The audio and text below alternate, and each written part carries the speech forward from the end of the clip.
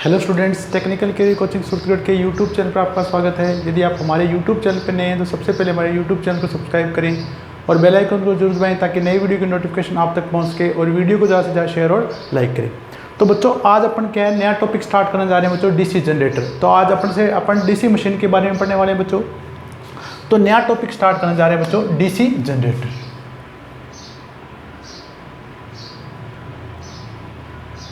जिसे आप जनित्र भी बोलते हैं बच्चों हिंदी में, डीसी जनित्र। ठीक है बच्चों, तो सबसे पहले अपन बात करेंगे बच्चों, अगर आपसे कोई भी मशीन के बारे में पूछा जाता है तो मशीन चाहे आपके पास कोई भी हो, वो आपके फैराडे के विद्युत चुंबकीय प्रेरण के सिद्धांत पे काम करेगी। मशीन चाहे कोई भी हो, चाहे अगर आपका ट्रांसफार्मर है, चाहे आपकी इंडक्शन मोटर है, चाहे आपका डीसी जनरेटर है, चाहे आपकी डीसी मोटर है, चाहे आपका प्रत्यावर्तक है, चाहे आपकी सिंक्रोनस मोटर है। तो जब भी आपके बारे में कोई डीसी मशीन के बारे में जब भी आपके बारे में विद्युत मशीन के बारे में पूछा जाएगा तो फैराडे का नियम काम करेगा। फैराडे का नियम, विद्युत चुंबकीय प्रेरण का नियम। तो सबसे पहले अपन बात करें बच्चों, देखें कि डीसी जनरेटर किस सिद्धांत पे काम करता है। अगर अपन सिद्धांत की बात करेंगे बच्चों, देखें तो डीसी जनरेटर फैराडे के विद्युत चुंबकीय प्रेरण के सिद्धांत पे कार्य करता है। इलेक्ट्रोमैग्नेटिक इंडक्शन का नियम बोलते हैं बच्चों, प्रेरण के सिद्धांत पर कार्य करता है। तो मशीन आपके पास कोई भी बच्चों, आपको नियम एक ही याद रखना है, फैराडे के विद्युत चुंबकीय प्रेरण का नियम। ठीक है बच्चों, अब अपने पास देखें बच्चों, अब अपने पास मैंने आपको बताया था जब अपने मैग्नेट पढ़ा था बच्चों, तो इस फैराडे ने आपको विद्युत चुंबकीय प्रेरण के बच्चों दो नियम दिए थे। आपको मैं वापस रिपीट कर देता हूं बच्चों, देखें इसने अपने को विद्युत चुंबकीय प्रेरण के दो नियम दिए। पहला नियम ये कहता था आपको, पहले नियम इसने बताया कि अगर अपन किसी चालक को यदि अपन किसी चालक से संयोजित होने वाला फ्लक्स समय के साथ परिवर्तित हो रहा है तो उसमें क्या हो जाएगी बच्चों, वोल्टेज पैदा हो जाएगी। पहला नियम क्या कहता है बच्चों, चालक से संयोजित होने वाला फ्लक्स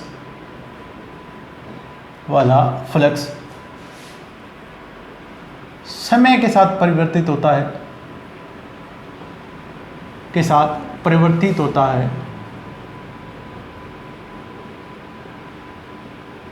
ठीक है। तो चालक में अपने पास क्या हो जाएगा बच्चों, वोल्टेज पे। दूसरा नियम इसने बताया था बच्चों कि चालक में जो वोल्टेज उत्पन्न होगी, इस संयोजित जो फ्लक्स आपका समय के साथ परिवर्तित हो रहा है, वो वोल्टेज इसके समय के साथ परिवर्तन के दर के क्या होगी बच्चों, समानुपाती होगी। तो दूसरा अपने क्या कहा था बच्चों, चालक में उत्पन्न वोल्टता संयोजित फ्लक्स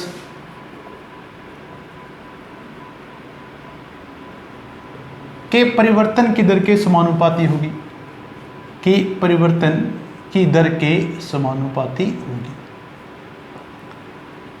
समानुपाती होगी।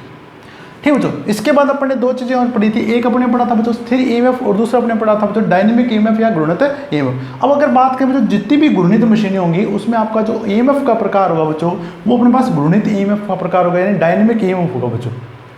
ठीक बच्चों, तो मैंने आपको वापस से आपको ये रिपीट करा दिया, पहला नियम आपको याद करा दिया, दूसरा नियम याद मैंने आपको वापस से रिपीट करा दिया। अब देखिए बच्चों, डीसी जनरेटर में आपको पहली बात याद रखनी है कि ये विद्युत चुंबकीय प्रेरण के सिद्धांत पे काम करता है।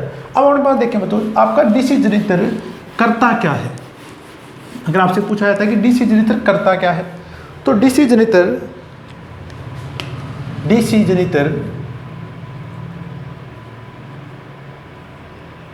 यांत्रिक ऊर्जा यानी मैकेनिकल ऊर्जा को, यांत्रिक ऊर्जा को विद्युत ऊर्जा में रूपांतरित करता है।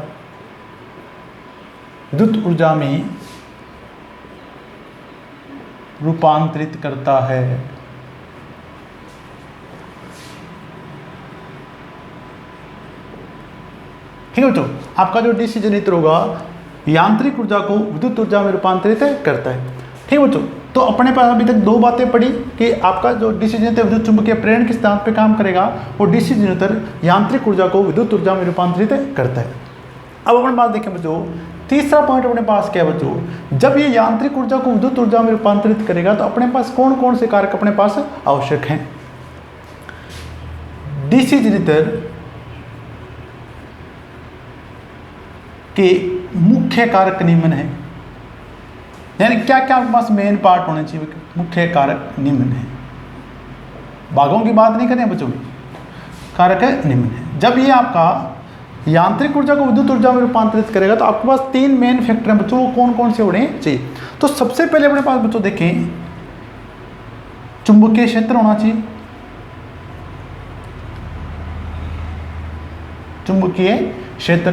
दूसरा अपने पास भाग देखें बच्चों, इसमें क्या है, चालक होना चाहिए बच्चों। और तीसरा अपने पास क्या बच्चों, चालक को चुंबकीय क्षेत्र में घुमाने वाला बल, चालक को चुंबकीय क्षेत्र में घुमाने वाला बल,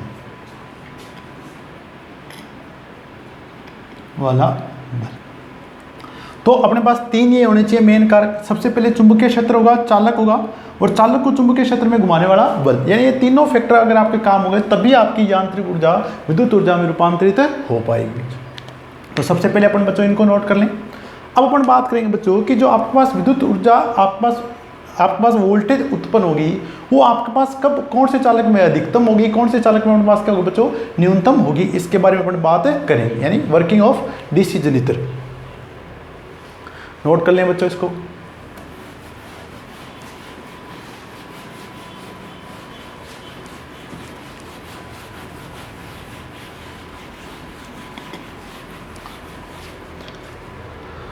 बात करें बच्चों, देखें डीसी जनरेटर की,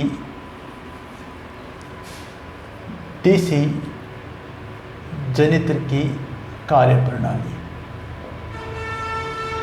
काम किस प्रकार करेगा बच्चों, डीसी जनरेटर की कार्य प्रणाली।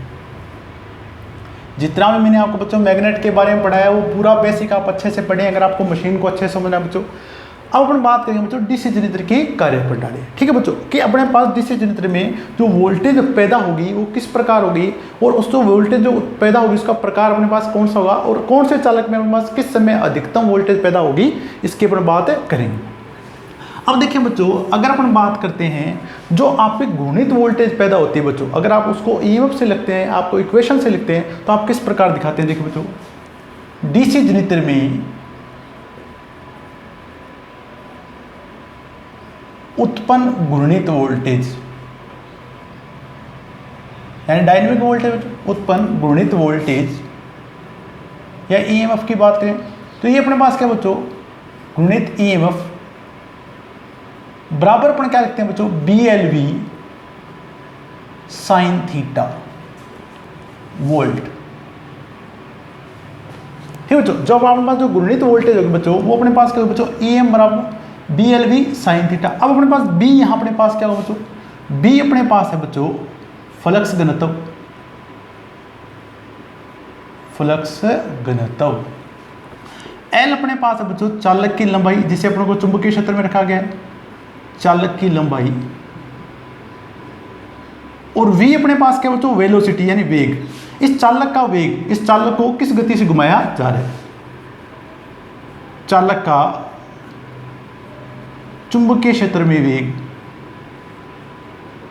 क्षेत्र में वेग। और ये अपने पास साइन थीटा क्या बच्चों, देखिए वेग या गति कर लें बच्चों इसको, बच्चों। और अपने पास ये साइन थीटा, ये अपने पास थीटा क्या बच्चों, देखें ये थीटा चालक व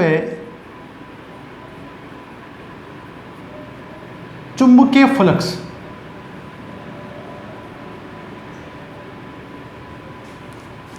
के बीच कोण, के बीच कोण। ठीक बच्चों, अब अपने पास जो वोल्टेज पैदा होगी बच्चों वो अपन इस इक्वेशन से अपन पता करेंगे कि आपके पास जो वोल्टेज पैदा होगी वो अपने पास किस प्रकार पैदा होगी। तो E बराबर अपने क्या बच्चों, BLV साइन थीटा।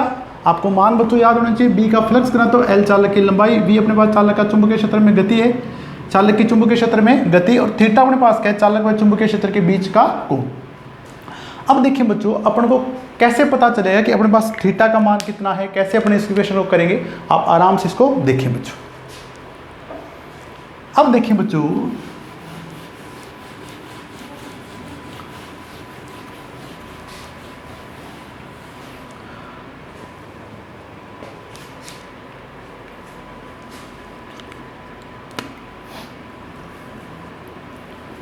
मैं 2 पोल डीसी जनरेटर ले रहा हूं बच्चों, देखिए 2 पोल,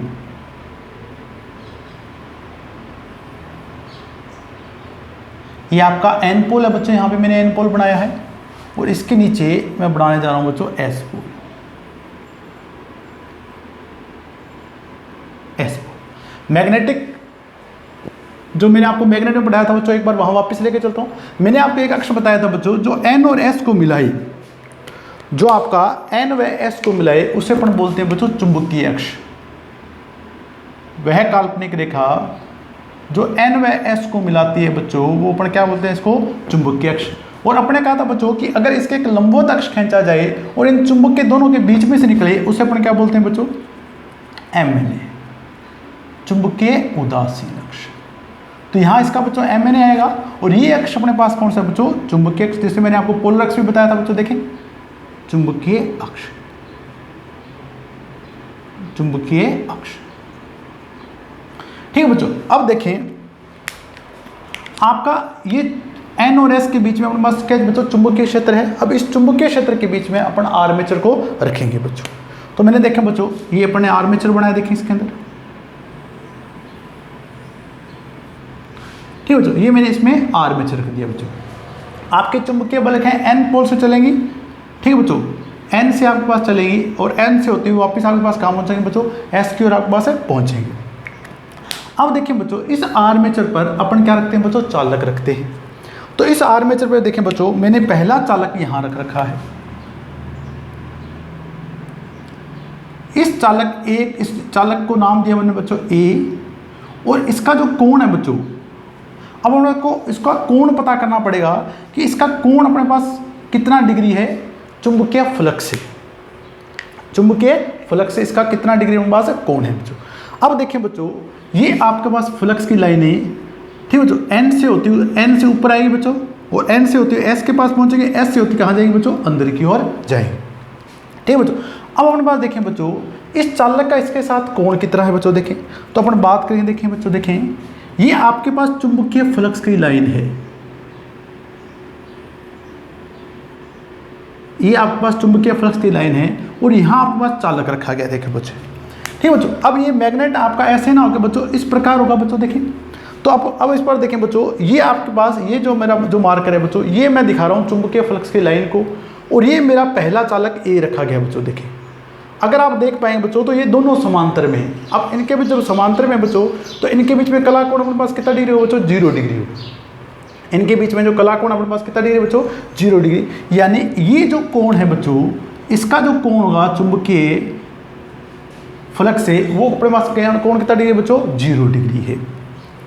अब अगर अपन मानते हैं बच्चों, देखें कि BLV जो आपके पास उत्पन्न वोल्टेज है, BLV अगर अपन बात करते हैं बच्चों कि अगर अपने पास अधिकतम वोल्टेज है, अगर BLV अगर माना जाए, अपने माना बच्चों उत्पन्न अधिकतम वोल्टेज, उत्पन्न अधिकतम वोल्टेज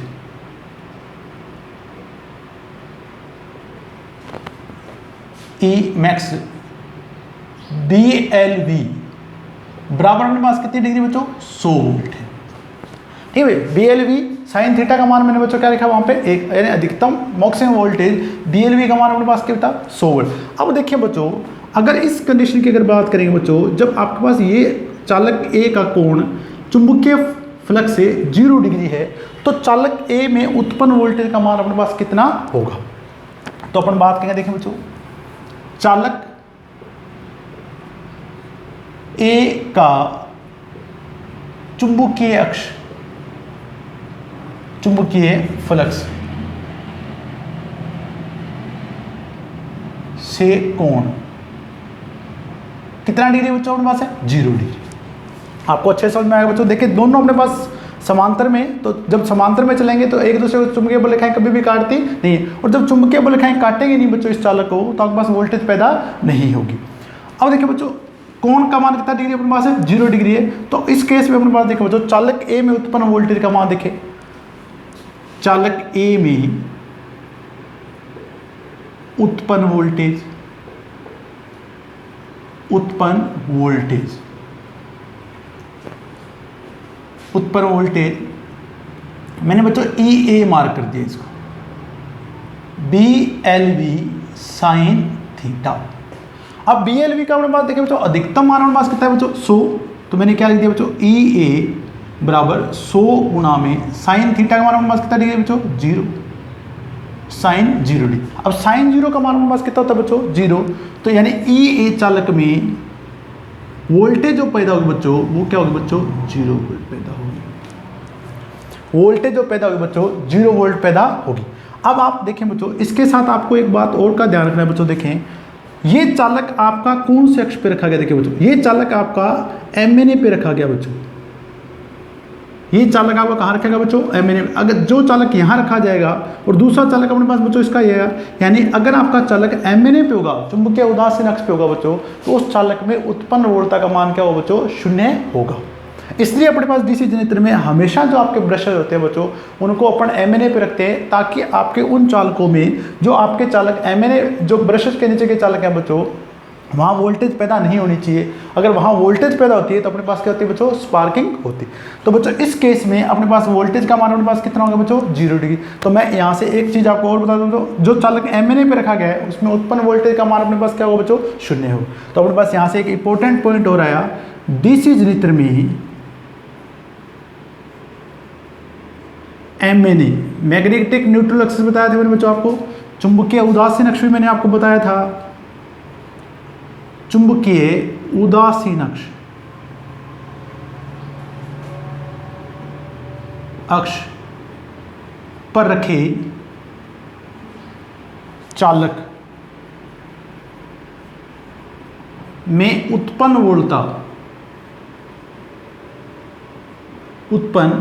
वोल्टता शून्य होती है। उत्पन्न वोल्टता शून्य होती है। अब चाहे यहाँ रखा जाए बच्चों, जो दूसरा चालक आपके पास क्या रखा जाएगा यहाँ, तो भी आपके पास उत्पन्न वोल्टता का मान आपके पास क्या होगा बच्चों 0 हो। यहाँ तक मैं आशा करता हूँ बच्चों आपको अच्छे से समझ में आएगा।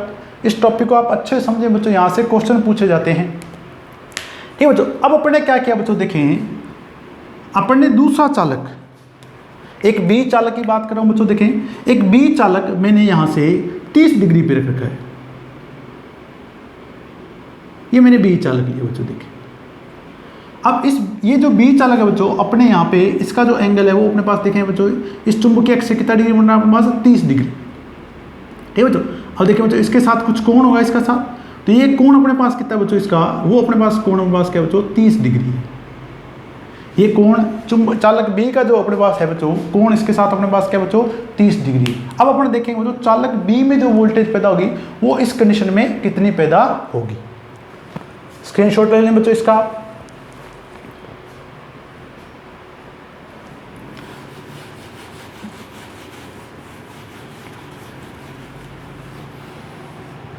अब देखिए बच्चों चालक ए का चुंबकीय फ्लक्स के साथ कोण कितना था 0 डिग्री, जबकि चालक बी का चुंबकीय फ्लक्स के साथ कोण अपने पास कितना बच्चों 30 डिग्री। अब देखिए बच्चों चालक बी का चुंबकीय फ्लक्स के साथ कोण हो गया अपने पास है 30 डिग्री। अब देखते हैं बच्चों इस 30 डिग्री की स्थिति में आपके चालक बी में उत्पन्न वोल्टेज कितनी होगी। तो देखिए बच्चों चालक बी में उत्पन्न वोल्टेज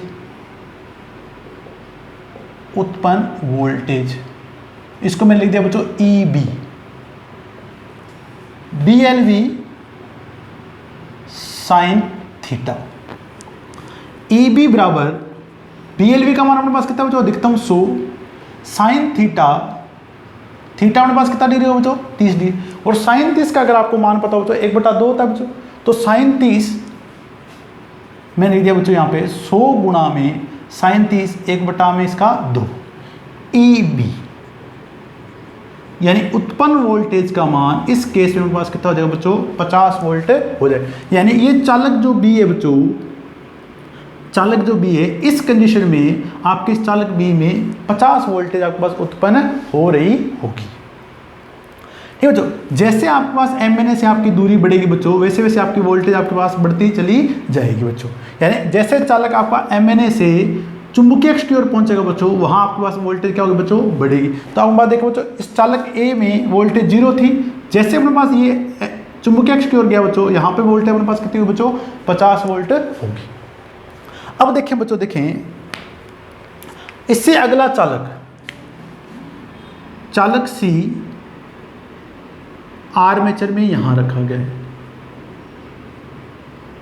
आर्मेचर में यहां रखा गया। अब देखिए बच्चों, इस चालक C का चुंबकीय फ्लक्स के साथ जो कोण है बच्चों, वो अपने पास देखिए बच्चों कितना डिग्री हो गया, 90 डिग्री। ये देखिए बच्चों, ये चुंबकीय फ्लक्स के साथ कितने डिग्री पे, अब देखें सीधा 90 डिग्री। ये देखिए बच्चों, यहाँ जो कोण बन रहा है इसके बीच में, वो कितना डिग्री बन रहा है बच्चों, 90 डिग्री। तो अब अपन बात करेंगे कि चालक C में उत्पन्न वोल्टेज कितनी होगी जब इनके बीच में कोण के, चुंबकीय अक्ष और चालक के बीच में कोण कितना डिग्री होगा बच्चों, 90 डिग्री होगा। तो इसी तरह अपन बात करेंगे बच्चों, चालक C का चुंबकीय अक्ष से कोण, चुंबकीय अक्ष नहीं बच्चों, सॉरी, फ्लक्स से कोण,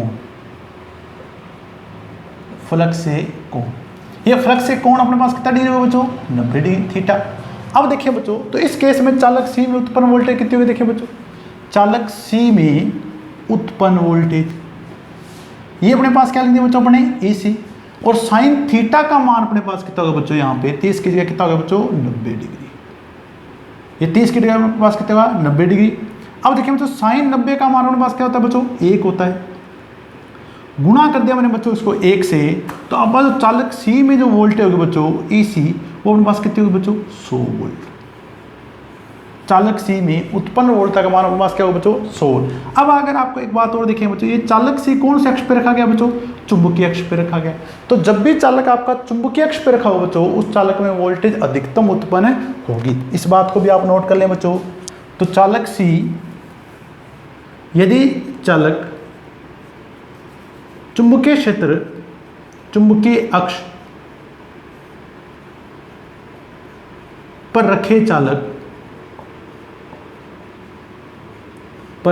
चालक में उत्पन्न वोल्टेज का मान अधिकतम होगा, उत्पन्न वोल्टेज का मान अधिकतम होगा। ठीक है बच्चों, जब भी चालक आपका चुंबकीय क्षेत्र पे होगा, उस चालक में उत्पन्न वोल्टेज का मान अपने पास क्या होगा बच्चों, अधिकतम होगा। ये चालक अपने पास कौन से अक्ष पे रखा गया है, चुंबकीय अक्ष पे। कोण अपने पास बना बच्चों 90 डिग्री। तो आपको याद रखना है बच्चों, किस अक्ष पे चालक में उत्पन्न वोल्टेज का मान अधिकतम होगा, तो चुंबकीय अक्ष पे। और किस अक्ष पे चालक में उत्पन्न वोल्टेज का मान न्यूनतम होगा, तो आपके पास चुंबकीय उदासीन अक्ष पे। नोट कर लें बच्चों, इसको स्क्रीनशॉट ले लें आप, फिर अपन आगे और बढ़ाएंगे। देखें बच्चों इसको, अब देखिए बच्चों, इसमें अगला चालक, मैंने इस अगले चालक को यहां पे रखा बच्चों। देखिए यहां से कुल दूरी अपने पास कितनी होगी बच्चों, चालक D, ये अपने पास होगा बच्चों 135 डिग्री पर, 135 डिग्री। अब देखिए बच्चों, ये चुंबकीय, जो चुंबकीय फ्लक्स होगा बच्चों, इसके साथ इसका कोण कितना होगा बच्चों, 135 डिग्री लिख सकते हैं बच्चों, इसको अपन 45 डिग्री भी अपने पास लिख सकते हैं बच्चों। देखें तो इस केस में इस चालक का चुंबकीय फ्लक्स देखें बच्चों, इससे जो कोण होगा बच्चों, वो अपने पास कितना डिग्री, यहाँ पे 45 डिग्री, या अपन क्या बोल सकते हैं बच्चों, साइन 135 डिग्री। अब देखें बच्चों, इस चालक D में इस स्थिति में कितनी वोल्टेज अपने पास पैदा होगी, अपन ज्ञात करेंगे बच्चों। देखें, अब देखें बच्चों, इस बार बात देखें, चालक D का चुंबकीय फ्लक्स से कोण मैंने कितना मान लिया बच्चों, देखिए इसको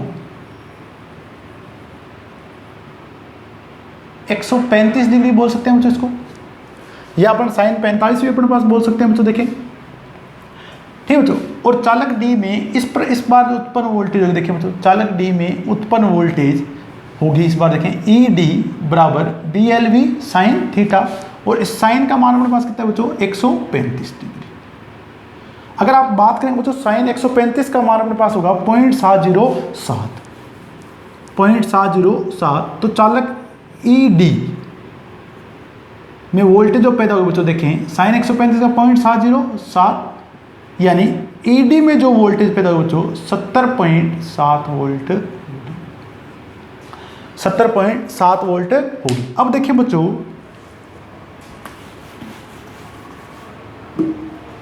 अब आप जैसे आप इधर से ये आपका जो चालक है बच्चों वापस किसकी ओर जा रहा है बच्चों, MNA की ओर।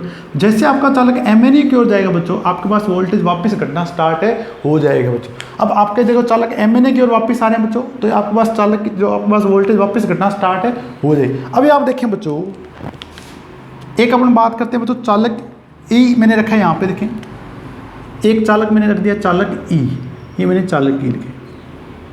अब इस चालक E का देखिए बच्चों, इस चालक E का चुंबकीय अक्ष के साथ जो कोण हो, चुंबकीय फ्लक्स के साथ जो कोण होगा बच्चों, वो वापस कितना बच्चों 0 डिग्री, क्योंकि इसका 0 डिग्री है, इसका भी हमारे पास कितना 0 डिग्री, या 0 का आप अपोजिट ले सकते हैं बच्चों आप 180 डिग्री, यानी इसका इस बार जो कोण होगा बच्चों वो अपने पास कितना ले सकते हैं आप 180 डिग्री, या अपन कितना ले सकते हैं बच्चों 0 डिग्री। तो अब अपन देखें बच्चों, यहाँ भी वोल्टेज 0 थी, यहाँ भी वोल्टेज अपने पास क्या प्राप्त होगी बच्चों 0। चेक करते हैं बच्चों, देखें चालक E की बात करेंगे बच्चों,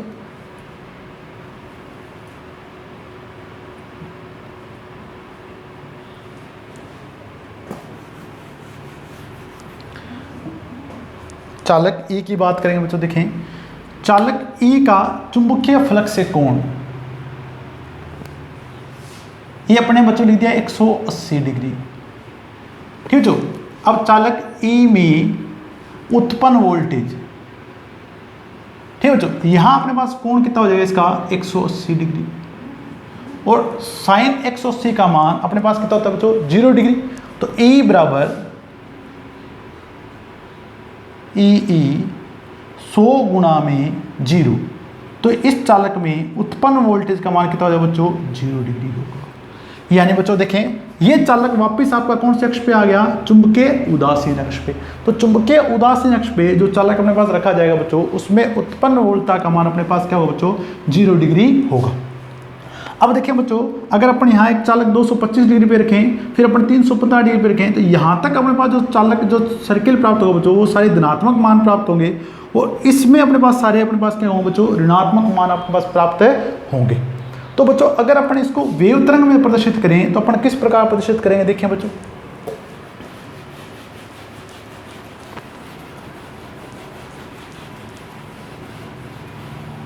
अगर अपन इसको वेव तरंग में अपन प्रदर्शित करें, तरंग प्रारूप में प्रदर्शित करें, तो किस प्रकार अपन प्रदर्शित करेंगे, देखें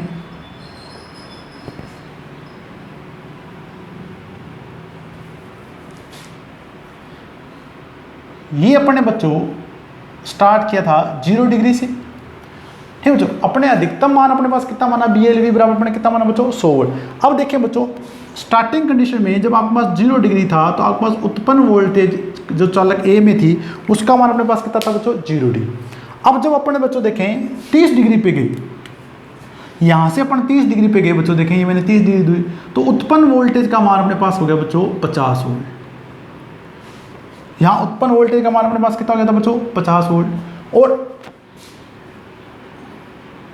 ये उत्पन्न वोल्टेज का मान अपने पास कितना हो गया बच्चों 50 वोल्ट, ये अपने 30 डिग्री। और जैसे बच्चों अपने यहाँ से 90 डिग्री पे गए, अपने पास उत्पन्न वोल्टेज का मान हो गया बच्चों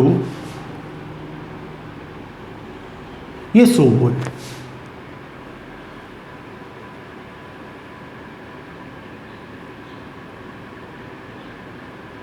ये अपने पास कितना बच्चों 50 वोल्ट, और यहाँ अपने पास उत्पन्न वोल्टेज का मान अपने पास कितना बच्चों 100 वोल्ट, ठीक है बच्चों। अब आप देखें बच्चों, जैसे आपने इधर बढ़ना स्टार्ट किया बच्चों, देखें साइन 135 पे अपने पास मान कितना हो गया बच्चों 70.7, ठीक है बच्चों। ये अपने पास क्या बच्चों 90 डिग्री है, ये अपने पास 30 डिग्री था बच्चों, ये अपने पास कितना डिग्री है 90 डिग्री। अब जैसे अपने 135 डिग्री है बच्चों, देखें यहाँ से यानी 45 डिग्री आप और जोड़ दें बच्चों, अपने पास मान आ गया था 70.7, ये अपने पास बीच का मान आ गया यहाँ पे बच्चों 70.7। और जैसे अपने पास बच्चों 180 डिग्री पे गए, आपके पास वोल्टेज अपने पास कितनी होगी 0, ठीक है बच्चों। यहाँ पे अपने पास 180 डिग्री पे ये वोल्टेज अपने पास कितनी होगी बच्चों 0 डिग्री। तो देखिए बच्चों, आपके पास वोल्टेज आपके पास जैसे आपका कला कोण आपके पास बढ़ता जाएगा, ठीक है बच्चों, 90 डिग्री तक आपके पास बढ़ी, 90 के बाद आपके पास वोल्टेज आपके पास घटना स्टार्ट होगी। अब देखिए बच्चों, अगर आप ऋणात्मक साइकिल की बात करेंगे बच्चों, तो ऋणात्मक साइकिल में जैसे आप यहाँ 180 से ऊपर जाएंगे बच्चों, 225 पे जाएंगे, तो आपके पास -7.70.70 आ जाएगी बच्चों वोल्टेज। तो अपने पास क्या है बच्चों, और जैसे आप 270 पे जाएंगे माइनस की 100 वोल्ट के पास अधिकतम, और जैसे आप 360 पे वापस जाएंगे वापस कितने बच्चों 0। तो ऋणात्मक साइकिल में बच्चों देखें ये अपने पास 180 डिग्री आ गया। अब ऋणात्मक साइकिल में आपके पास इस प्रकार प्राप्त होगी। ये अपने पास देखें बच्चों 270 डिग्री है, तो अधिकतम आपके पास -100 वोल्ट होगी, -100 वोल्ट, ठीक है बच्चों। और ये अपने पास 360 डिग्री में पास कितने हो बच्चों 0। तो अपने पास जो बच्चों आर्मेचर में जो वोल्टेज पैदा होगी बच्चों, उसका जो तरंग प्रारूप होगा वो अपने पास क्या हो बच्चों साइन वेव की भांति होगा।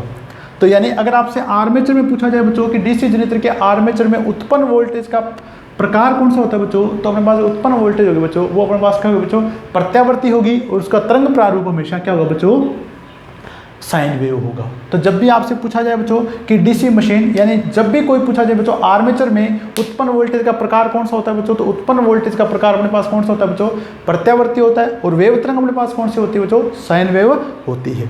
तो यहां से अपन को ये नोट करना है बच्चों, देखें तो आर्मेचर में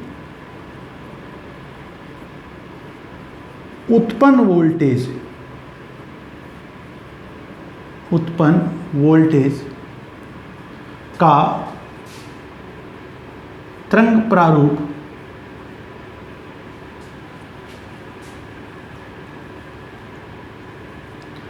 जावक्रीय होता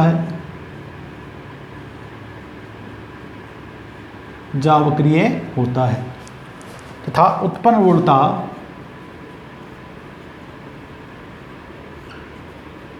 प्रत्यावर्ती प्रकार की होती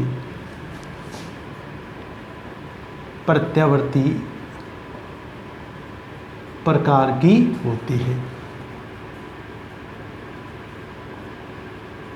ठीक है बच्चों। स्क्रीनशॉट ले लें आप इसको नोट कर लें।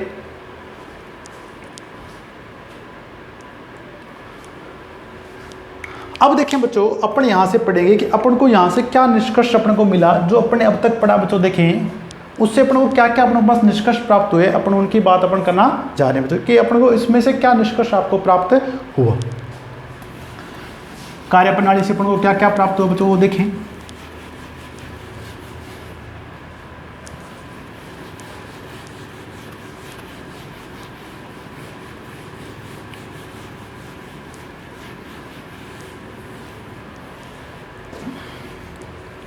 ठीक है बच्चों, तो डीसी जनरेटर की कार्य प्रणाली से आपको मेन पॉइंट आपको क्या याद रखने बच्चों देखें,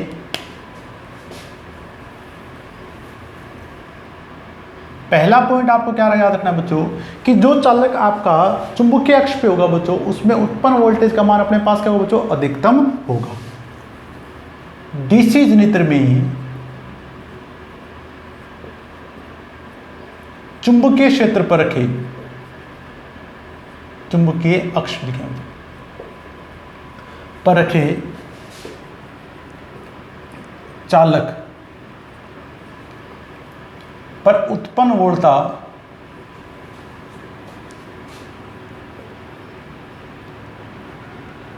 का मान अधिकतम होता है,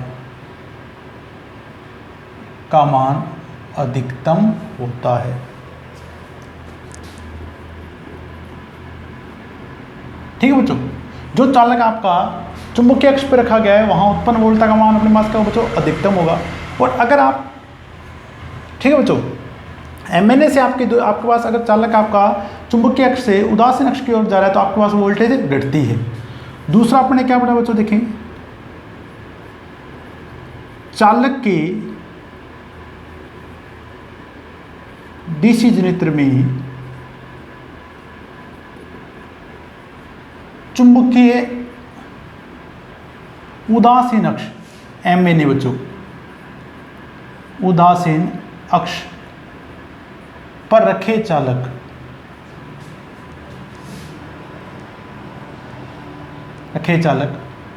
पर उत्पन्न वोल्टता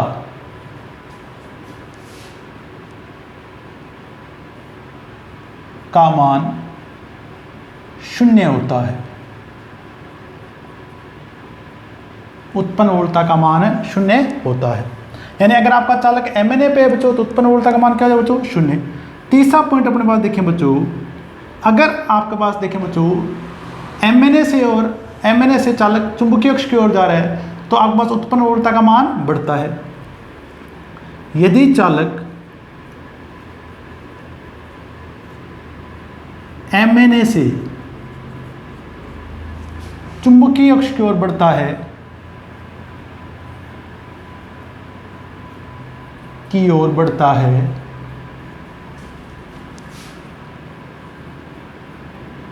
तो उत्पन्न उर्वरता का मान बढ़ता है। उत्पन्न उर्वरता का मान बढ़ता है।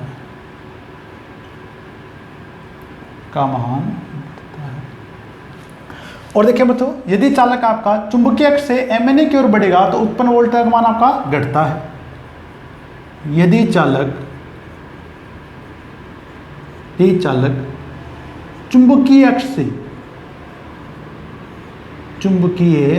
से MNA की ओर बढ़ता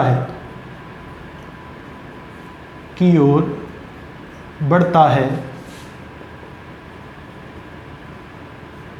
तो उत्पन्न उर्वरता का मान घटता है। तो उत्पन्न उर्वरता का मान घटता है।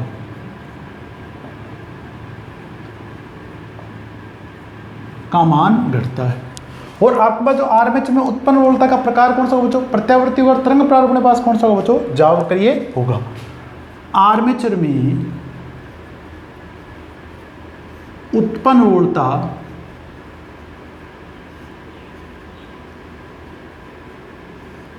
प्रत्यावर्ती होगी वह इसका तरंग प्रारूप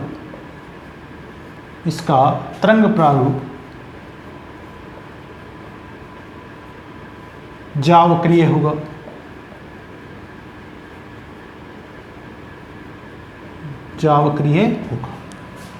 तो ये अपने पास 5 निष्कर्ष प्राप्त हुए बच्चों कार्यप्रणाली से। यहाँ से मैं आपको एक एग्जाम्पल बता रहा हूँ बच्चों, उसको इससे आपको और भी अच्छे समझ में आएगा बच्चों। नोट कर लें इसको, स्क्रीनशॉट ले लें, आप अच्छे से पढ़ें बच्चों वर्किंग के बारे में आप इसकी। अब देखें बच्चों, अपन एक क्वेश्चन करें। देखें बच्चों, देखो एग्जाम्पल की बात करें और समझाना चाहूँगा बच्चों आपको यहाँ से।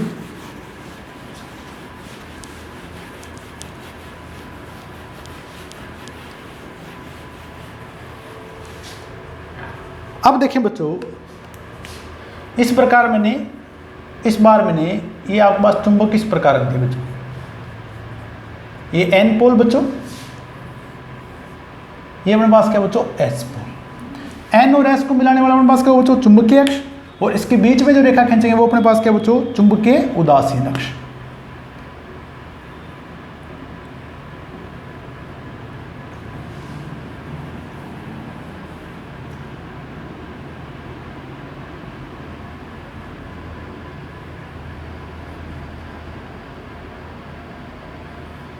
ठीक बच्चों, अब देखिए बच्चों, इस प्रकार अपने मैग्नेट रखे बच्चों। देखें N और S, तो अपने पास देखिए बच्चों N और S को मिलाएगा वो तो अपने पास हो गया बच्चों चुंबकीय अक्ष। ये अपने पास क्या है बच्चों? ये वाला अक्ष, ये हो गया अपने पास है चुंबकीय अक्ष। और ये अपने पास इनके बीच में बच्चों या इसके लंबवत जो अक्ष होगा वो अपने पास क्या होगा बच्चों? चुंबकीय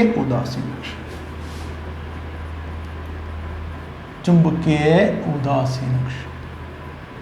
या अपन क्या बोलेंगे बच्चों इसको? MNA। अब देखें बच्चों, आपको क्या कहा गया बच्चों? देखें इसमें आपके पास चालक रखेंगे।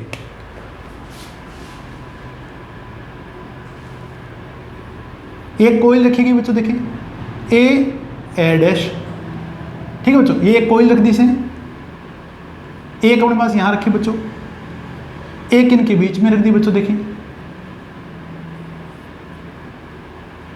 ठीक है बच्चों, ये A डैश, ये मैंने लिख दिया बच्चों B डैश, ये C, ये अपने पास क्या हो बच्चों? C dash.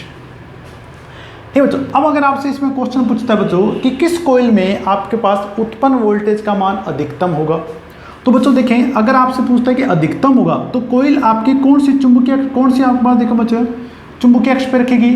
जो कोईल आपकी चुंबकीय अक्ष में रखी होगी उसमें उत्पन्न वोल्टेज का मान अपने पास क्या होगा बच्चों, अधिकतम होगा। यानी कोईल ए डैश में उत्पन्न वोल्टेज का मान क्या होगा बच्चों, अधिकतम होगा।